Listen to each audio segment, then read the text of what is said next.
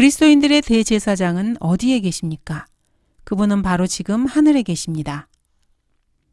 이 대제사장의 책무는 이렇습니다. 그러나 그리스도는 다가올 선한 것들의 대제사장으로 오셔서 손으로 짓지 아니한 곧 이러한 건물이 아닌 더 크고 더 온전한 성막을 위하여 염소와 송아지의 피로 아니하고 오직 자신의 피로 한 번 성소에 들어가셔서 우리를 위하여 영원한 구속을 이루셨느니라. 이는 그리스도께서 실물의 모형인 손으로 만든 성소에 들어가지 아니하시고 바로 그 하늘 자체에 들어가셔서 우리를 위하여 하나님의 면전에 지금 나타나 계시기 때문이라. 그리스도께서는 하늘 자체에 들어가셨습니다. 심지어 오늘날에는 기독교 방송이나 기독교 TV 등에서 하늘나라로 가고 있다고 하는 그리스도인들을 조롱하면서 그리스도인들이 사실 실제로는 하늘나라에 가는 것이 아니라고 가르치기도 합니다. 여러분들 중에서 혹시 그런 데다가 헌금을 드리고 있는 사람이 있다면 하나님께 죄를 자백해야 합니다. 그런 사람들은 그리스도인의 믿음을 파괴시키면서 하늘은 실제 장소가 아니고 지옥도 실제 장소가 아니고 마음의 상태라고 주장합니다. 이들의 주장이 맞다면 히브리서 9장 24절은 도대체 어떻게 된 것입니까? 이는 그리스도께서 실물의 모형인 손으로 만든 성소들에 들어가지 아니하시고 바로 그 하늘 자체에 들어가셔서 우리를 위하여 하나님의 면전에 지금 나타나 계시기 때문이라. 주 예수 그리스도께서는 바로 지금 하늘 자체에 들어가서 하나님 아버지 면전에 계십니다. 하나님께서 하늘나라에 임재하고 계시다고 이 구절은 말씀하고 계십니다. 그리스도인들이 바로 셋째 하늘에 그리스도와 함께 하나님의 임재 가운데 천상에 앉혀져 있습니다.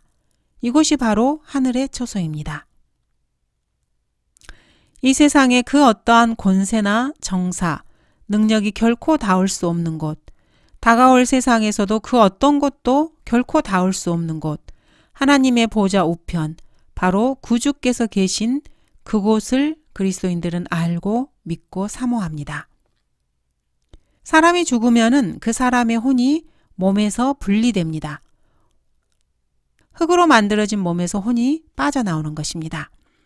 라헬은 죽을 때 성경에 따르면은 혼이 떠나려 할 때라고 표현하고 있습니다. 바울은 죽음이 가까웠을 때 떠날 때가 이르렀다고 말하고 있습니다. 그리스도께서도 떠나셔서 하늘로 가셨습니다. 엄격하게 자세하게 말하자면은 그리스도인이 영원히 살 곳은 하늘에서 내려오는 새 예루살렘 도성입니다. 그리스도인이라면 자기가 어디에 살게 될 것인지 이 정도는 알고 있어야 합니다. 그리스도인들이 거하게 될 곳은 하늘에서 하나님께로부터 내려오게 될 도성인 새 예루살렘 도성으로 예수님께서는 이 저택을 예비하기 위해서 처소를 마련하기 위해서 하늘로 들어가셨습니다. 이곳은 대저택입니다. 그리스도인들이 앞으로 살게 될 곳은 하늘에 계신 주님과 함께하는 하늘입니다. 그리스도인은 지금 하나님의 오른편에 앉아 계신 예수님과 함께 영으로 천상에 있습니다. 하늘에 갈 수 있는 사람은 아무도 없어요. 그리스도인이 하늘로 간다고요? 이렇게 말하는 사람 모두가 다 어리석은 사람들입니다. 바울은 셋째 하늘에 끌려 올라갔다가 다시 살아나기도 했습니다. 정녕 자랑하는 것이 나에게 유익하지 못하나 내가 주의 환상들과 계시들을 말하리라.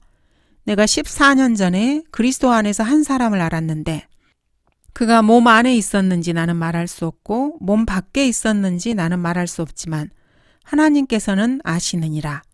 그 사람이 셋째 하늘로 끌려 올라갔느니라. 내가 이런 사람을 아노라. 그가 몸 안에 있었는지 몸 밖에 있었는지 나는 말할 수 없지만 하나님께서는 아시느니라. 그가 낙원으로 끌려 올라가서 말로 다 설명할 수 없는 말을 들었는데 그것은 사람들에게 말하도록 허락되지 않은 것이로다.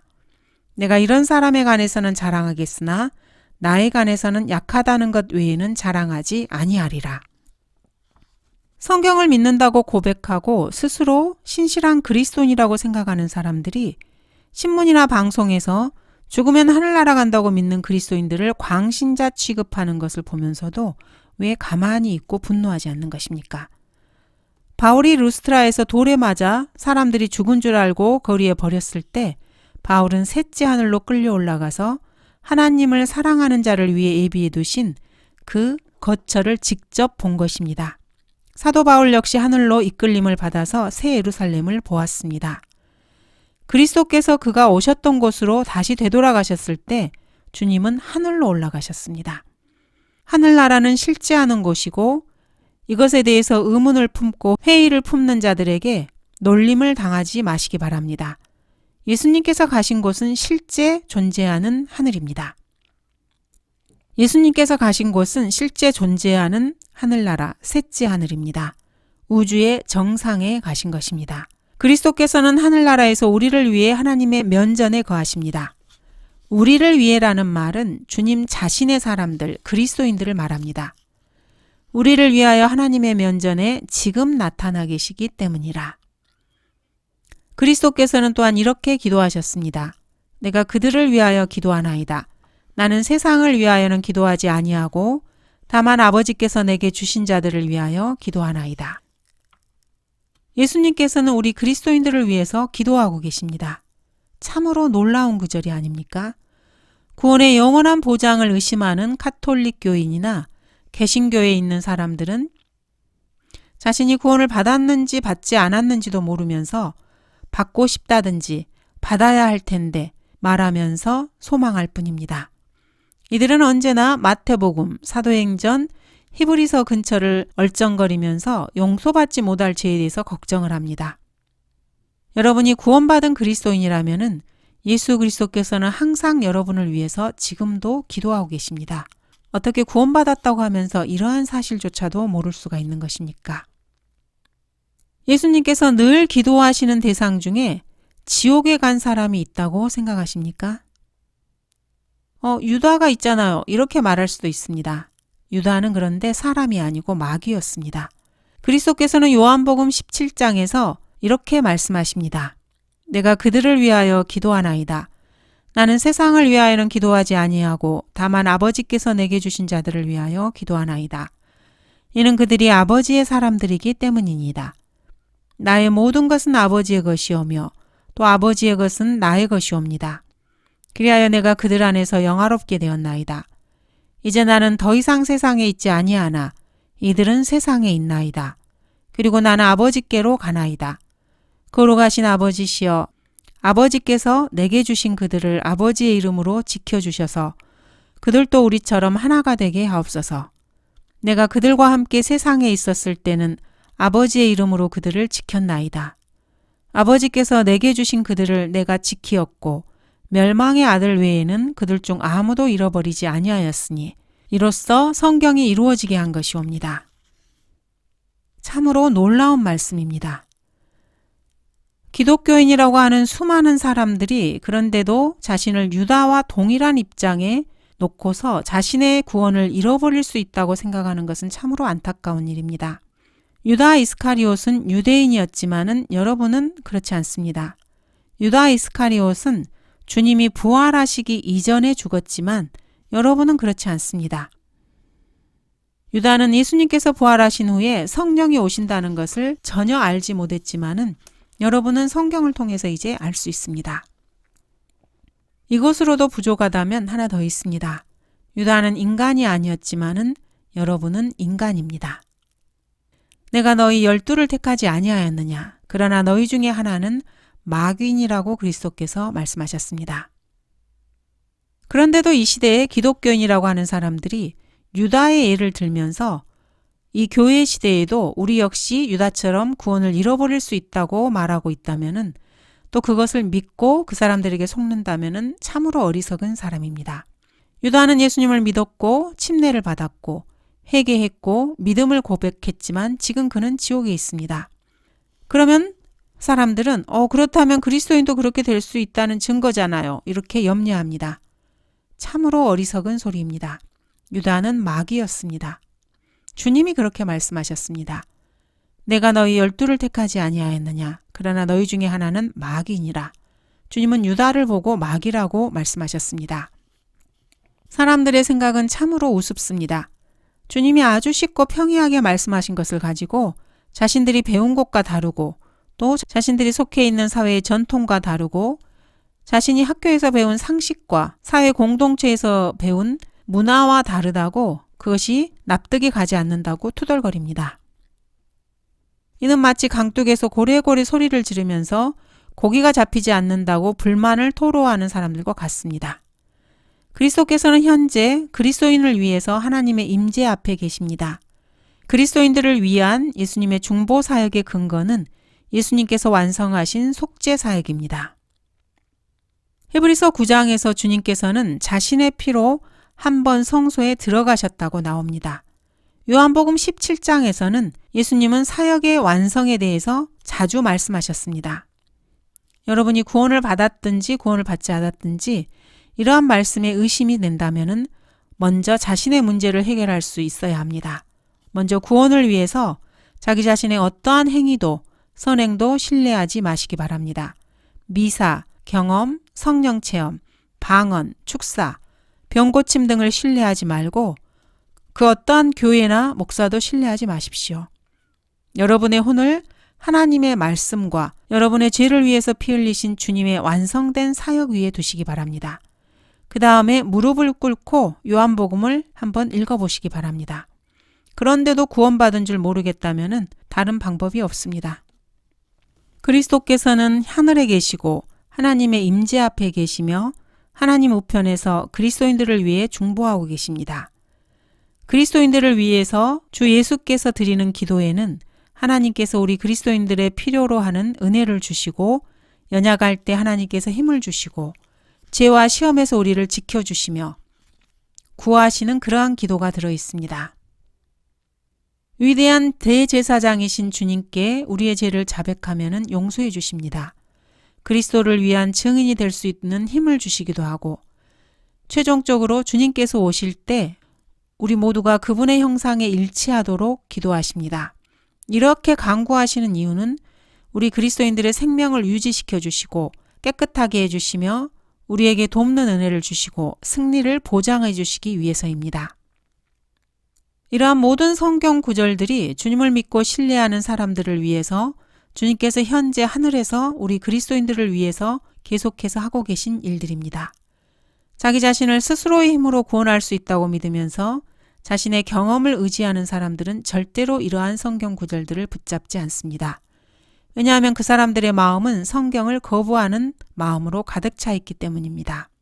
그렇지만 성경을 믿는 그리스도인이라면 주 예수 그리스도께서 우리 그리스도인들을 위해서 지금도 늘 기도해주고 있다는 사실을 말하고 있는 위대하고 보배로운 성경의 약속들을 늘 지니고 있습니다. 하나님의 말씀을 붙잡고 있는 사람들은 그리스도 안에서 또한 하나님 안에서 안전한 사람들입니다. 그리스도께서 하나님 안에 계신 것처럼 우리 그리스도인들 역시 그리스도 안에 있으며 그리스도께서도 그리스도인들 안에 계시다는 사실을 알고 있습니다. 그리고 날마다 은혜의 보좌 앞에서 중보하시며 기도하시는 주님과 함께합니다. 예수 그리스도께서는 지금 중보자이십니다. 욥기 1장과 요한계시록 12장에 보면은 사탄이 하나님의 면전에서 성도들을 고소하는 고소자라는 것을 알 수 있습니다. 검사인 사탄이 해대는 끊임없는 고소를 막아주시는 의로운 변호사가 바로 주 예수 그리스도입니다. 그리스도인들은 하나님의 법정에서 변호사 한 분을 가지고 있습니다. 그리스도인들의 변호사는 바로 주 예수 그리스도 자신입니다. 나의 어린 자녀들아, 내가 이런 것들을 너희에게 쓰는 것은 너희로 죄를 짓지 않게 하려는 것이라. 그러나 만일 누가 죄를 지으면 우리에게 아버지와 함께 있는 한 변호인이 있으니 곧 의인이신 예수 그리스도시라. 그는 우리의 죄들을 위한 화목제물이시니 우리뿐만 아니라 온 세상의 죄들을 위한 것이니라. 희생제물이 되신 분이 바로 변호사입니다. 도살당한 어린 양이 하나님의 우편에서 고소를 막아내는 방어자 역할을 해주십니다. 그리스도인들이 죄를 지을 때 주님께서는 갈보리에서 완성하신 자신의 속죄 사역에 근거해서 우리를 위해 간구해 주십니다. 그의 아들 예수 그리스도의 피가 우리를 모든 죄에서 깨끗하게 하시느니라. 참으로 위대하고 귀한 약속입니다. 우리가 우리 죄들을 자백하면 그는 즉 위대하신 대제사장이면서 사도들의 통치자이신 그분께서는 신실하시고 의로우셔서 우리 죄들을 용서하시며 모든 불의에서 우리를 깨끗하게 하신다고 약속하셨습니다. 그의 아들 예수 그리스도의 피가 우리를 모든 죄에서 깨끗하게 하시느니라. 그래도 당신은 내가 한 일은 잘 모르잖아요. 이렇게 말하기도 합니다. 저 역시 여러분이 무슨 일을 했는지 알 수 없습니다. 그리고 그런 데는 별 관심도 없습니다. 주님 역시 마찬가지입니다. 주님께서 관심을 가지고 계신 것은 여러분들이 하나님께서 제시하신 그 치유책을 받아들였는가 그렇지 않는가입니다. 나는 못쓸병에 걸렸어요. 근데 내 잘못이 아니에요. 부모로부터 물려받은 거예요. 제 책임이 전혀 없어요. 이렇게 말하는 사람이 있다고 해봅시다. 주님께서는 그 문제에 관심이 있는 것이 아닙니다. 그 병이 치유될 수 있는 것이라면은 여러분이 그 치유책을 받아들였는지 아닌지에 관심을 가지고 계십니다. 여러분이 어떠한 상태에 지금 처해 있고 어떻게 하다가 그렇게 되었는지 아무리 설명하고 변명하고 아무런 희망도 없고 도움도 없다고 아무리 말해도 소용이 없습니다. 인간은 모두가 다 아담에 속하며 모두가 다 타락한 성품을 물려받았습니다. 인간은 모두 타락했고 죄와 허물로 죽어버린 잃어버린 존재들입니다. 거듭나지 않으면 인간의 본래의 성품은 너무나도 쓸모없고 절망적입니다. 그렇지만 그리스도인들에게는 위대한 약속이 있습니다. 그의 아들 예수 그리스도의 피가 우리를 모든 죄에서 깨끗하게 하시느니라. 여러분이 할 일이라는 것은 이 약속의 말씀을 붙잡고 믿는 것입니다.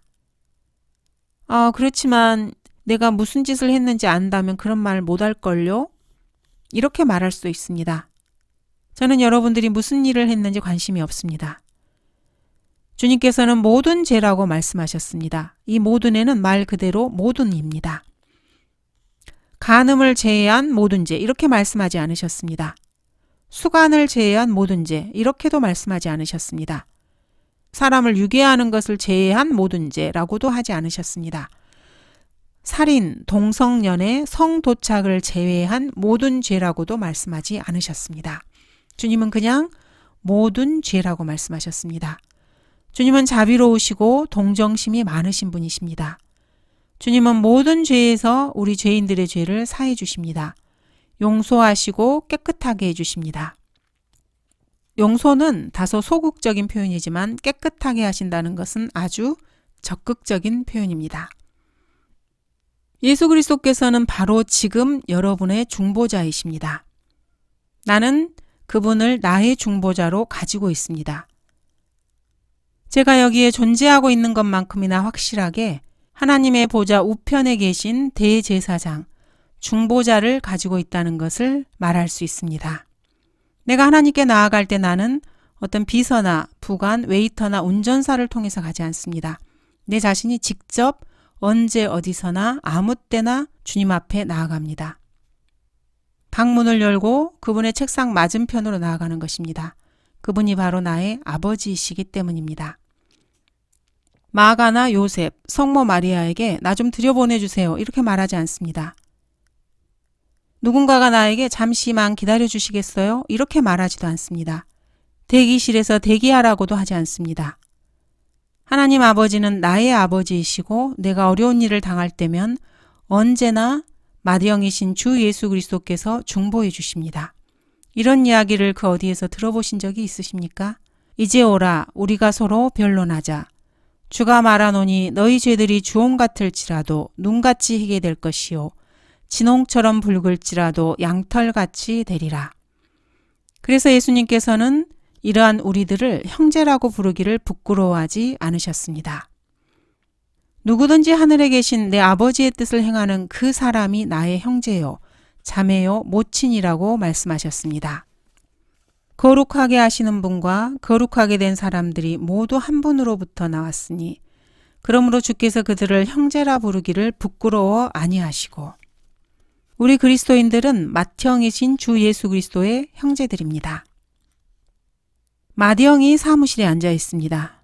내게 어떤 문제가 생기면은 맏형이 나서서 해결해 주십니다. 내가 사무실에 들어가면은 나의 아버지 하나님께 직접 이야기하면 됩니다. 내 머릿속에서 사도들 중에 제일 위에 있는 계급은 사도들의 통치자인 주님이십니다. 나의 대제사장은 주님이시고 나는 사무실에 들어가서 테이블 위에 나의 요구사항을 제시할 수 있습니다. 여러분에게는 그러한 중보자가 계십니까? 중요한 재판에서 원고를 상대로 싸워줄 진실한 친구가 있는지 묻고 있는 것입니다. 그러한 친구가 있다는 것은 얼마나 기쁜 일입니까? 구주께서 나의 대적자 맞은편에서 나를 위해 싸워주십니다. 주님은 자원에서 하나님 아버지께 나의 자선 변호사가 되어주셨습니다. 그분은 항상 나의 편이십니다. 여러분은 어떠십니까? 여러분이 기도할 때 여러분의 사건을 그분의 손에 넘겨드리면은 모든 사건을 일일이 맡으셔서 하나도 패배하지 않고 승소하신다는 사실을 알고 있습니까? 당신은 페리 메이슨이나 셜록 홈즈 같은 이야기를 하고 있네요. 이렇게 말할 수도 있습니다. 주님에 비하면 그런 사람들은 모두 삼류 아마추어급에도 들지 못합니다. 지난 2000년간 맡은 사건을 단 한 건도 패하지 않고 모두 이긴 변호사 한 분이 여기 계십니다. 그분은 참 사람으로 여러분이 받은 모든 시험을 다 받으셨지만은 죄는 없으신 분이십니다. 그분은 죄를 이기셨고 그 동일한 힘을 여러분에게 주십니다. 그리스도인들은 사탄이 하나님께 우리를 대적하는 고소가 어떤 것인지 알고 있습니다. 사탄이 하나님께 우리를 대적할 때, 고소를 할 때 어떤 것은 사실입니다. 하지만 많은 것은 거짓일 수 있습니다. 잘못된 고소를 하기도 합니다. 여러분이 내가 내 인생을 알고 있는 것처럼 정확하게 알고 있다면은 사탄이 원하는 것이 무엇인지 알 것이고 여러분을 대적하여 고소하는 것이 무엇인지도 알 수 있을 것입니다. 마귀는 진실과 완전히 동떨어진 것을 끄집어내서 고소하지는 않습니다. 요한계시록 12장에 보면은 우리 형제를 고소하는 자는 환난, 대환란이 끝날 때까지 결코 쫓겨나지도 않습니다. 우리보다 앞서 떠난 성도들은 우리의 대변자가 될 수가 없습니다. 왜냐하면 그들 역시 우리와 동일한 죄인이기 때문입니다. 마리아나 다른 성인들도 우리의 변호인이 될 수 없습니다. 마리아는 예수님이 태어난 후에 자신의 죄 문제로 인해서 정결례를 드렸습니다. 그녀 역시 구주가 필요한 죄인일 뿐이었습니다. 마리아는 자신이 구주가 필요한 사실을 알고 있었고 정결례를 통해서 필요한 희생제물을 드렸습니다. 그런 마리아에게 여러분을 위해서 변호해달라고 할 수 있겠습니까? 결론은 아주 간단하고 쉽습니다. 예수 그리스도께서는 모든 것을 아십니다. 그래서 주님은 시험이 다가오기 전에도 모든 것에 대해서 기도하실 수 있습니다. 시몬아 시몬아 보라 사탄이 너를 밀처럼 키질하려고 찾았느니라. 그러나 내 믿음이 약해지지 않도록 내가 너를 위하여 기도하였으니 내가 회심하게 되면 내 형제들을 굳게 하라. 이것은 중보기도입니다. 내가 너를 위하여 기도하였으니. 주님께서는 우리의 대제사장으로서 우리를 대신해서 기도하시는 중보사역을 하고 계십니다. 주님께서 시몬 베드로를 위해서 중보기도를 해주셨다는 것을 이 성경 구절을 통해서 알 수 있습니다. 주님께서는 베드로에게 무슨 일이 일어날지 미리 알고 말씀해 주셨고 미리 기도해 주셨습니다. 결국 주님은 마귀가 무슨 일을 할지 알고 계십니다. 마귀에게 어떤 일을 허락하시는 분은 주님이시기 때문입니다. 마귀에게 허락을 하신 주님은 또한 베드로를 위해서 중보기도를 해주셨습니다. 이러한 성경적인 예는 우리에게도 참 좋은 봉복인 동시에 책망을 하고 있습니다. 법정에서 자신을 변호해 주실 예수 그리스도를 의지하지 않고 교회 의식, 죽은 성인, 성모 마리아, 황금률을 준수하는 것, 교회 출석, 헌금, 목사의 말을 잘 듣는 것, 성체, 성사에 모두 참석하는 것 같은 이런 바보 같은 헛짓거리들을 하면서 스스로를 변명하려고 하는 것입니까? 지금까지 살았던 가장 위대한 분의 손에 사건을 왜 맡기지 않는 것입니까? 여러분을 변호해 줄 변호인이 계신데 왜 그렇게 하지 않으십니까? 법정에는 옛날에 속담이 하나 있습니다. 법정에서 자신을 스스로 변호하는 것은 변호사를 바보로 만드는 것이라는 말입니다. 여러분이 하나님의 보좌 앞에서 자신을 변명하려고 애쓰는 것은 지금까지 모든 사건을 승소하고 풍성한 경험을 소유하고 있는 아주 노련한 변호사를 가질 수 있는 기회를 상실하는 것입니다. 또한 주님을 바보로 만드는 것입니다. 왜 그렇게 해야 하겠습니까? 그분께 여러분의 문제를 맡기고 날마다 살아갈 은혜와 힘을 구하시기 바랍니다. 주 예수 그리스도께서 여러분이 점점 그분의 복스러운 형상을 닮아가도록 간구하시기 바랍니다. 가장 겸손하게 주님을 믿는 그리스도인들은 모든 사건마다 시시때때로 신실하게 자신을 보살피고 항상 자신을 보살피고 계신 보이지 않는 친구가 자신을 지켜보고 있다는 것을 알고 평안한 가운데 생활할 수 있는 바로 그런 사람입니다. 그런 사람이 가장 겸손하게 주님을 믿는 그리스도인입니다. 여러분은 주 예수 그리스도를 자신의 구주로 영접해야만 합니다. 그러면 여러분은 주 예수 그리스도를 중보자로서 또 심판석에서 여러분 편에 서서 변호해 주시는 변호인으로 갖게 됩니다. 주 예수 그리스도께서 재판에서 한 사건은 결코 패소하지 않으십니다. 그러므로 여러분의 사건도 결코 패소하지 않으실 것입니다. 여러분은 예수님의 피로 죄 용서를 받으시고 영원한 승리자의 편에 항상 서시기 바랍니다. 감사합니다.